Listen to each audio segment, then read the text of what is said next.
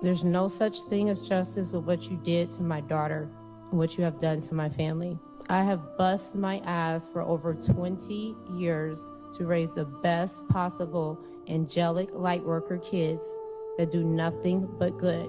My daughter had to cross your demonic path. You plotted and planned to kill, dismember, then you disrespectfully spread my daughter across the Milwaukee like a piece of trash. How dare you?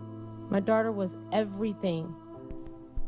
You're negligent, mammy and pappy. Them demons, I'll deal with them later. But I want you to know that you can no longer hurt my baby. She's in heaven. She's protected. We roll deep. My ancestors roll deep. When you touch my daughter, you fuck with the wrong family. We ain't no pussy bitches, and you should have never touched my daughter. How dare y'all even pull that whole shit about that meth? You will not drag my daughter's name down, trying to plot and set up stuff. You gonna carry my daughter's name the correct way in her legacy. You and your family will be held fully responsible for the rest of your life. You will be eternally haunted by myself, my ancestors. I know you cannot sleep at night. They have already been at you. You will never get peace. You will never sleep. You no longer can harm and hurt my innocent baby. You took advantage of her. You manipulated her in the worst possible way. Your devil parents had any type of respect. I don't even know how they could sleep at night, knowing what type of demon son they raised, and then tried to cover it up. Y'all tried to flip that house. Y'all done did so much whole shit. It don't make no damn sense. All y'all karma is gonna be a bitch. And I'm getting each and every one of you eternally. I'm getting the whole entire family tree. Know that. Your sister, all them, each member of your family tree will be eternally hunted by my ancestors. We're light workers. I don't even have to touch you. Justice is just now beginning. And you and all of your family will eternally pay for what you did to us. My daughter was an amazing person. She lit up every room she walked into. She changed my life from her birth. Literally changed my life. She gave me a reason to think more of make me realize life is bigger than myself. People lose their children. That's sometimes a part of life, I understand that. But to lose your child in this manner is unthinkable. Tried therapy and all kind of treatments, and nobody can help me get through this process because everybody says nobody has ever been through this. What he has done is inconceivable, and to know that there's a chance I might not even have her completely to be able to put her at peace brings me night terrors and constant mental chaos. And I try to make peace because I am a man of God, and I try to learn forgiveness, but I can't get past this. I can't.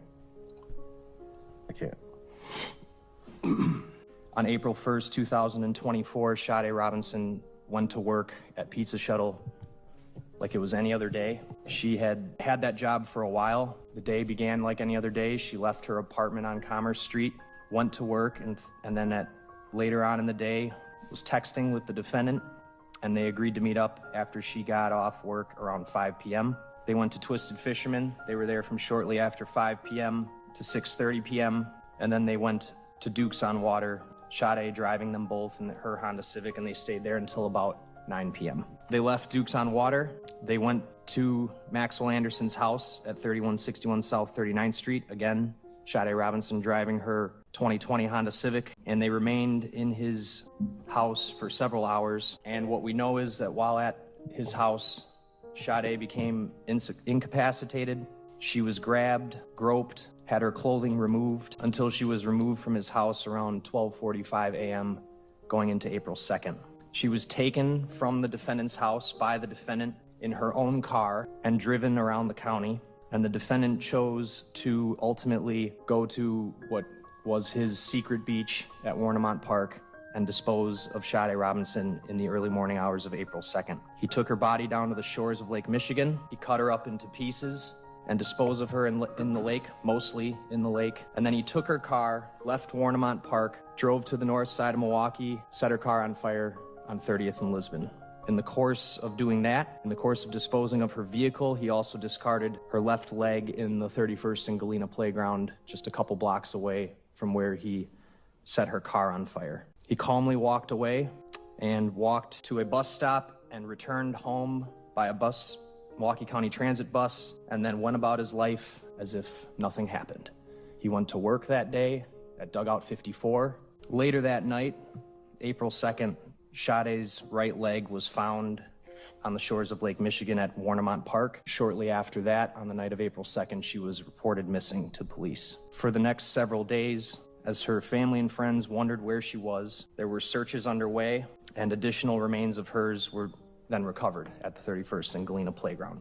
Days later, her torso was found badly decomposed, washed ashore in South Milwaukee. He had cut off both of her legs, cut off one of her arms, cut off one of her breasts, and cut off her head. Her head has never been recovered. Her last moments had to have been terrifying. And then after being killed, she was disgraced in the worst way imaginable, having her body cut into pieces, having her head cut off by the defendant who tried to make her disappear from the world.